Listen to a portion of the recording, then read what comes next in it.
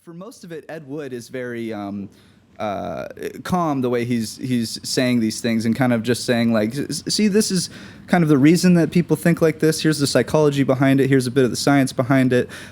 Just have an open mind. And then Lugosi comes up and he's just like, pull the string. Lightning strikes. Bulls dude, are with the accent too, the pull the string, you know? Yeah. And so that almost becomes something where I guess you could argue it's like as Glenn is unraveling a little bit, it's kind of like he's pulling the strings of his sanity, but it's so loose that you can only kind of assume and maybe just give theories to it.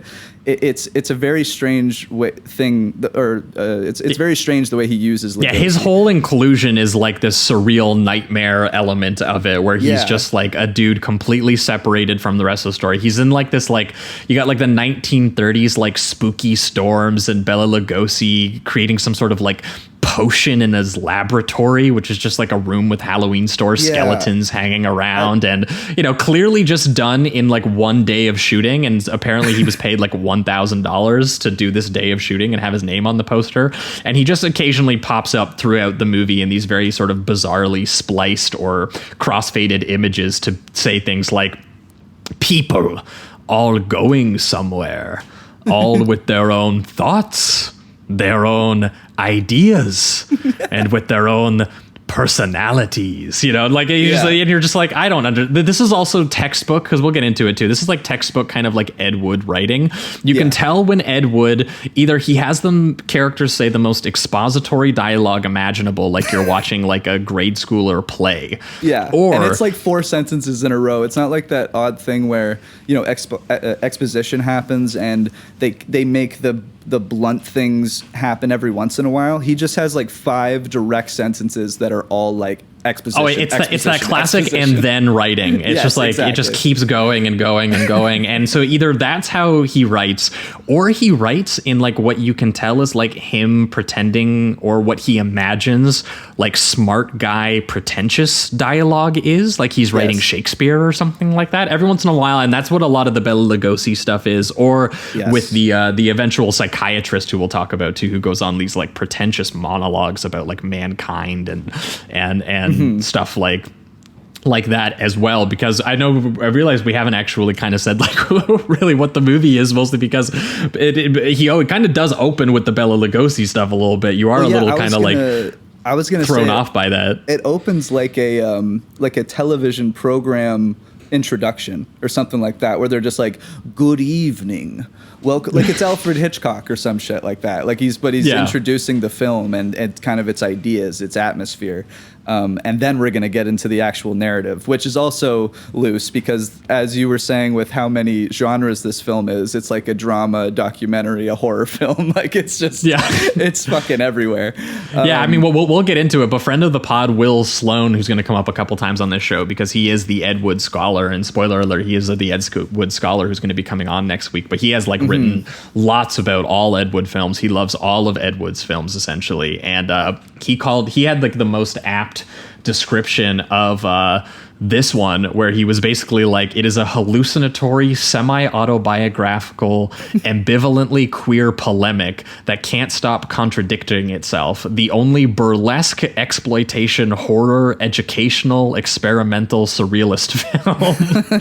And truly, it basically, it's one of a kind. It truly is all of those things. Like his style, and we'll get into it, is very rough. It's like old Poverty Row movies. It's lots of like clearly not planned jump cuts, lots of use of an incorporation of stock footage, sort of inelegantly in parts. The very, very chintzy, no budget set work, special effects, which we'll get into a little bit more with Plan 9 and less so in this. Often he just does backgrounds with, unless he actually has an actual set, it's just curtains. It's either like a black curtain or a white curtain, depending on if it's day or night. That's essentially what a lot of his sets look like. With this, he gets away with it a little more because they're doing that documentary thing, so it almost feels like you know, it doesn't look that different than like a public service announcement, like health class video or something like that. Exactly, totally.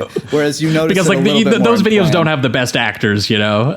Right, and usually it's silent anyway because they have the narrator explaining what's happening. Like they have some great stuff eventually where he's saying like giving reasons why someone might want to dress in women's clothes, even if it's not something that is like an identity thing. Like he's saying like there's a lot of uncomfortable things about wearing men's clothes. The hat, for instance, 7 out of 10 men are bald. 7 out of 10 men wear hats. Like that kind of thing. Yeah, he literally makes like a scientific claim that like it's because the hat like cuts off blood flow to their head, which is why women have beautiful hair and men don't. And I was like, I don't know if that's true or not. It's so funny. Like, and he'll mix that with also like a. But there's also humorous. Like he clearly has a sense of humor about it too, right? Absolutely. So I don't know. Absolutely. It's just wild because then he'll mix like a genuine plea of like, this is how I identify, and even goes into people like,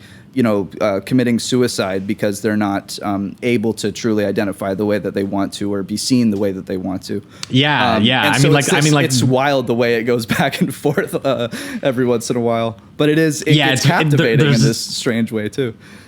Yeah, there's definitely like a clumsiness to it, but also an earnestness to it that I kind of really like appreciate about it, because he has like, he writes dialogue like he is like a 7th grade school play essentially. And all of the actors are either like geriatric old Hollywood types who are past their prime and like, you know, desperate for any kind of, you know,